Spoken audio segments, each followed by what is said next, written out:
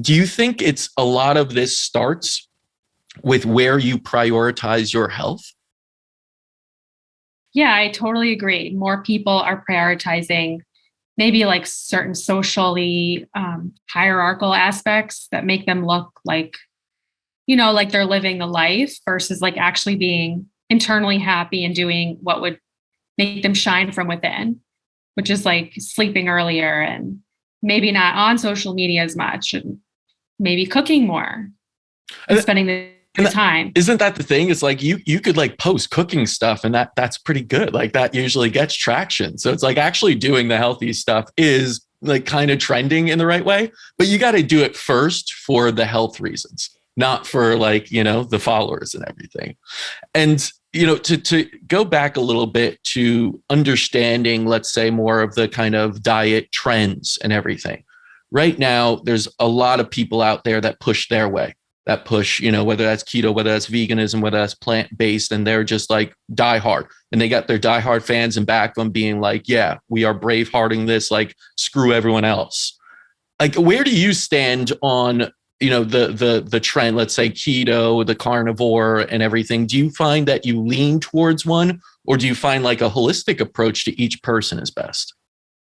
Yeah, I mean, I think that personally, I'm more towards like pro-metabolic, ancestral eating. So that's more about the quality of the food and the preparation of the food. Like I really like slow cooked, like gelatinous meats, like oxtail, making bone marrow and bone broth. And because I just feel like sometimes keto and carnivore don't always focus, well, keto especially, they don't always focus on the quality of the ingredients. Mm-hmm. I would, if I had to choose between the two of them, would be leaning towards like more animal-based carnivore because I'm not afraid of glucose or sugar per se or carbs. Like I personally do well with them, and I've personally tried keto and it didn't really work for me. But I could see why some people it would be beneficial in the short term. Yeah. But I'm more like into the ancestral way of eating. Like prepare your foods the right way. Like eating sourdough bread, for example, would be the best way to consume bread.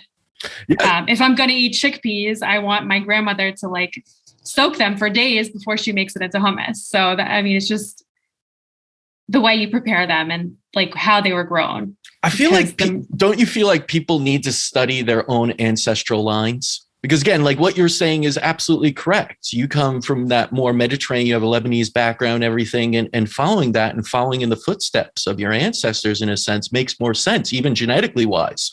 You've been, over time, your body sort of mutates to the environment you're given. And so that's why someone that's in a Mediterranean environment could do better on a Mediterranean, diet than someone who's, grown up in an Eskimo place where it's lots of fat and meat because that's all they had. There were no kind of vegetables and olives there. So Absolutely. I feel like you got to track that back a little bit and go that way.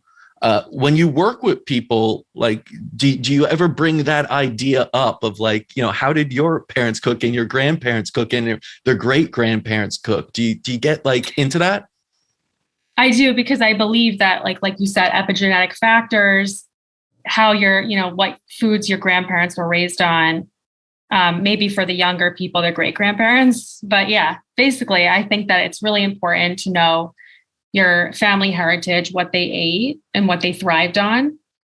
Obviously, that's going to change from person to person and from time period to time period. Like I'm not married to one way of eating. I'm going to adjust it as I need to throughout my different life cycles. And I adjust it every month. Like I have foods that I eat certain times of the month and foods that I'll only save for certain times of the month, just because, for women, I think that's also pretty important.